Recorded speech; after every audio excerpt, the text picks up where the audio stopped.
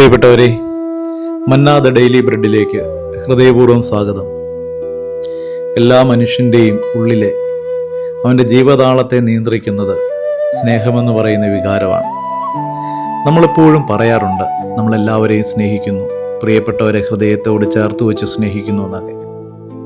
യഥാർത്ഥത്തിൽ എന്താണ് സ്നേഹം? ദൈവത്തെയാണ് സ്നേഹമെന്നൊക്കെ വിളിക്കുക. നിങ്ങൾ പ്രാർത്ഥിച്ച് സ്വന്തമാക്കി വെച്ചിരിക്കുന്ന നിങ്ങളുടെ ദൈവത്തെ, നിങ്ങളുടെ ഹൃദയത്തിൻ്റെ ആഴങ്ങളെ അറിയുന്നൊരു ദൈവത്തെ നിങ്ങളുടെ പ്രിയപ്പെട്ടവരിലേക്ക് കൈമാറുന്നു.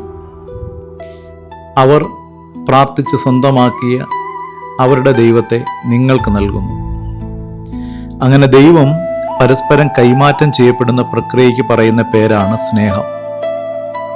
പക്ഷെ ഇവിടെ ഒരു പ്രശ്നമുണ്ട്. കൊടുക്കാൻ നിങ്ങളുടെ കയ്യിൽ ദൈവമുണ്ടോ? ദൈവമുണ്ടാകണമെന്നുണ്ടെങ്കിൽ നിങ്ങൾ ദൈവത്തോട് ആഴമായ ബന്ധമുള്ള ആൾക്കാരായിരിക്കണം. അല്ലെങ്കിൽ ദൈവിക പ്രവൃത്തികളിൽ വ്യാപൃതരായിരിക്കുന്ന നല്ല മനുഷ്യരായിരിക്കണം. മനുഷ്യത്വമുള്ള മനുഷ്യരായാൽ മതി, നിങ്ങൾക്കുള്ളിൽ ദൈവം ഉണ്ടാകും. അപ്പോൾ നിങ്ങൾക്ക് ഒരു മനുഷ്യനെ മനസ്സിലാക്കുവാൻ കഴിയുന്നൊരു ഭാഷ നിങ്ങളുടെ ഹൃദയത്തിന് ലഭിക്കും. നിങ്ങൾ ആരെയും പുറംകണ്ട് വിധിക്കാത്തവരാവും. അങ്ങനെ നിങ്ങൾക്ക് മനുഷ്യനോട് തോന്നുന്ന ഒരു വികാരത്തിൻ്റെ പേരാണ് ദൈവത്തെ കൈമാറ്റം ചെയ്യപ്പെടുന്ന സ്നേഹമെന്ന് പറയുന്ന വികാരം. ഇതൊരാൾക്ക് ദൈവം സ്വയത്തമായി നൽകേണ്ട അനുഗ്രഹമാണ്. ഈ ദൈവം നിങ്ങളുടെ ഹൃദയത്തിനകത്തില്ലാതെ നിങ്ങൾക്ക് ആരെയും സ്നേഹിക്കാനോ ചേർത്ത് പിടിക്കാനോ കഴിയുകയില്ല. നിങ്ങൾക്കൊരാളോട് ക്ഷമിക്കാൻ പോലും പറ്റുന്നത് നിങ്ങൾക്കുള്ളിൽ ദൈവമെന്ന് പറയുന്ന ഈ സ്നേഹമുള്ളത് കൊണ്ടാണ്.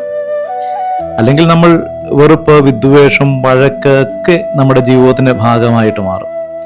പക്ഷെ എവിടെയോ നിങ്ങളുടെ ഹൃദയത്തിനകത്ത് ദൈവം കൂടുകൂട്ടിയിരിക്കുന്നത് കൊണ്ടാണ് പലപ്പോഴും നിങ്ങൾക്ക് സ്നേഹിക്കാൻ പറ്റുന്നത്.